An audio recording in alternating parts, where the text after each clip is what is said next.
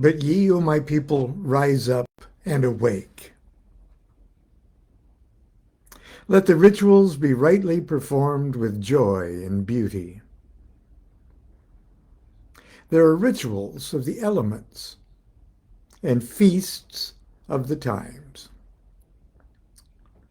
A feast for the first night of the prophet and his bride.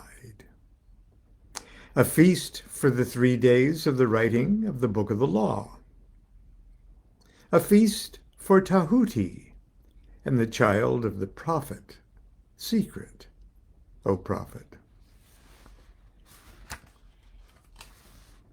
A feast for the supreme ritual, and a feast for the equinox of the gods.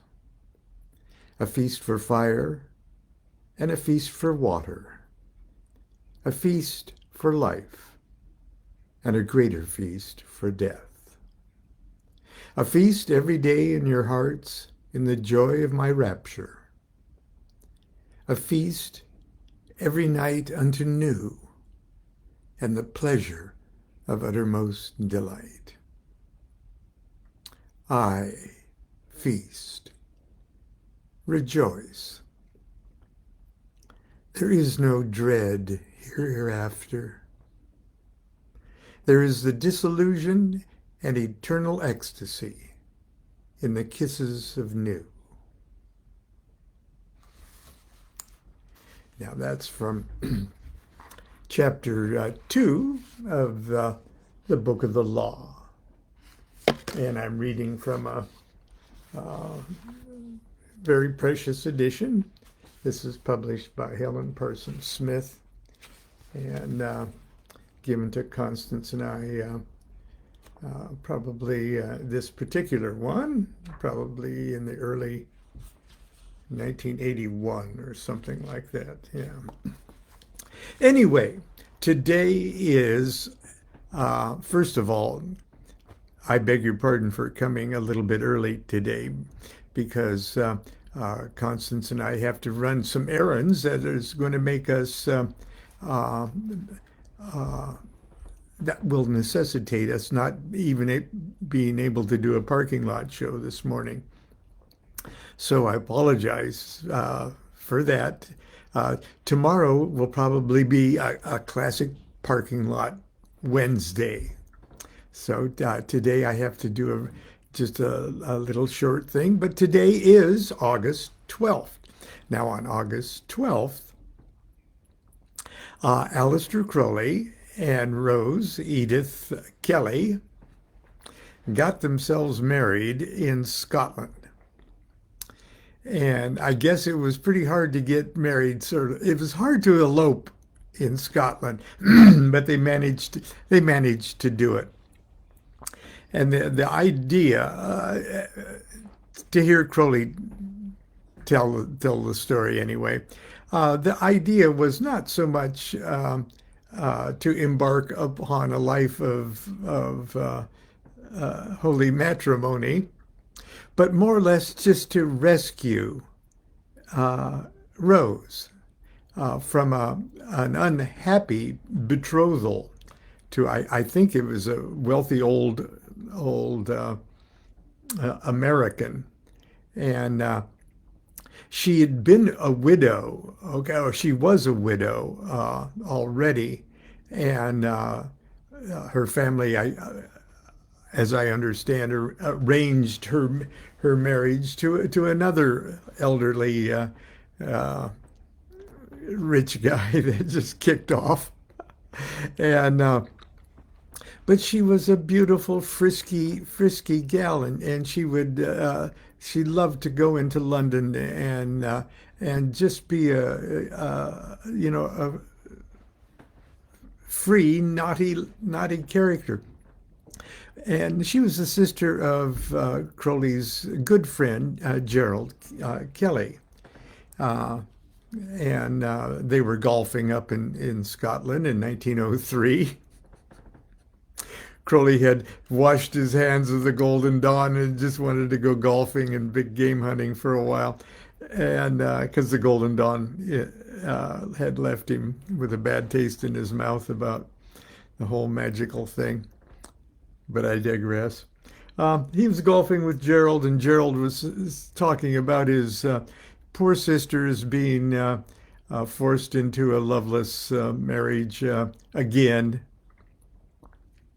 And Crowley got this idea, because Crowley was bisexual, or I would say omnisexual, omnisexual, and uh, but he never really, considered, uh, you know, marriage kind of thing. But he was thinking, okay, in their culture, uh, in that level of British society, I guess, um, it was very, very, it just was not done. It was looked down upon for a woman, an unmarried woman, to be promiscuous. Okay. But in the sort of the snobbish level of society, if a woman wanted to be promiscuous, it would be best that she be a married woman and carry on affairs. That's the way it was. Uh, that was more or less accepted. So Crowley suggested to his friend Gerald, "Look, how about I marry her? I'm a landed. I've got land up here, uh, uh, and she'll be able to call herself Mrs. Crowley, and then she can. I don't care. She can carry on all of her more free lifestyle, and it will give her a sort of a level of legitimacy." And Gerald said, "No, that's probably not a good idea." But anyway, I guess Crowley went to Rose and said, "I got an idea that's gonna rescue you from this loveless marriage. Says, why don't you and me get married? Sort of behind your parents' back. We'll elope, and it'll be a done deal. And then you can go your way, and I can go mine, and you can uh, you can carry on with your life." And she went for it. She was desperate, and uh, I guess they were back at a hotel in waiting for a train to take Rose away back to London. And I guess they were having dinner and they had a few drinks. And they thought, well, it might be fun for us to, as we're man and wife, we might as well consummate this. And yeah, it's a pretty good idea. Well, they got themselves a room while waiting for the train to come take her away, and they fell in love. Crowley said, "Wow, I didn't think women could be like this. This is really cool." And they fell in love as the train pulled away without without Rose. Well, anyway, it was good chemistry, and that's the perfect word for it. It was chemistry. Something magical was going to occur, and this was in August. Okay, by March and April, they were in Cairo. She was pregnant. That's why she kept saying it's all about the child. And magic had come back into their lives, into Crowley's life. And in the fallout of that, in the radiation of that, Rose became clairvoyant. And it became very, very interesting. Uh, Anyway, there are two. When I say it was chemistry, we often hear the term. Well, it was just chemistry between those two crazy kids. Yeah, it was chemistry. It was alchemy. And there are two tarot cards. There's the Lover's Tarot card that shows literally the alchemical wedding of Christian Rosenkreuz. But it's like the birth of duality, a duality that is going to transmute itself back into a singularity. And there is that, you see the Moorish king with the golden crown and his best man there, that red lion. And then there is the blonde queen with a silver crown, and her animal is a white eagle. Lion, eagle, male, female, sun, moon. Okay, silver, gold.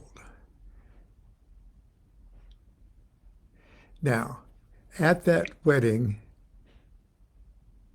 is a very important witness. As a matter of fact, that's who's getting married right there, that egg. And it's surrounded by an energy field, if you will, just like an electric coil that is going to bring that to life. This is the marriage. They will develop that egg into new life.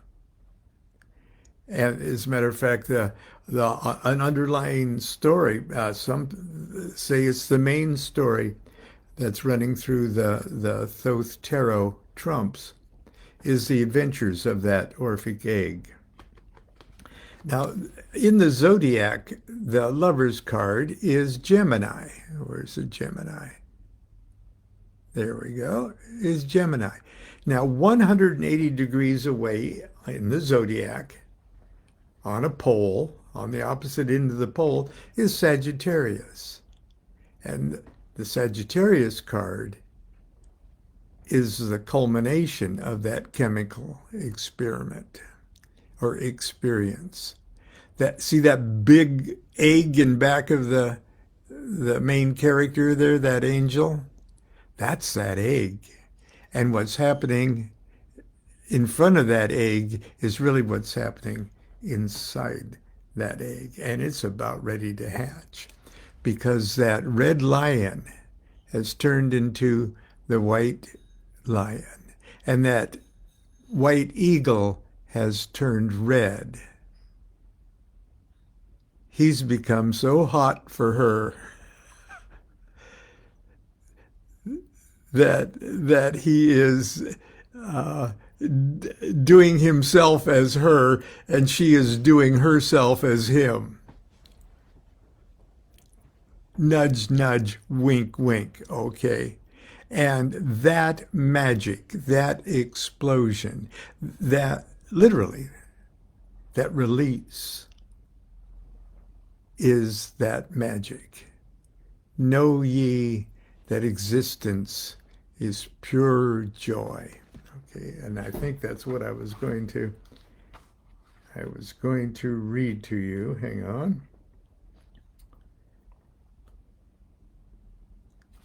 Oh, shoot, because I dropped my footnote.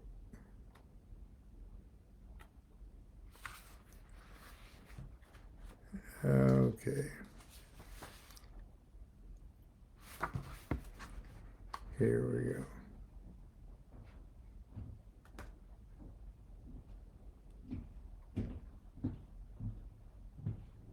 Oh, I'm not going to be able to find it in time.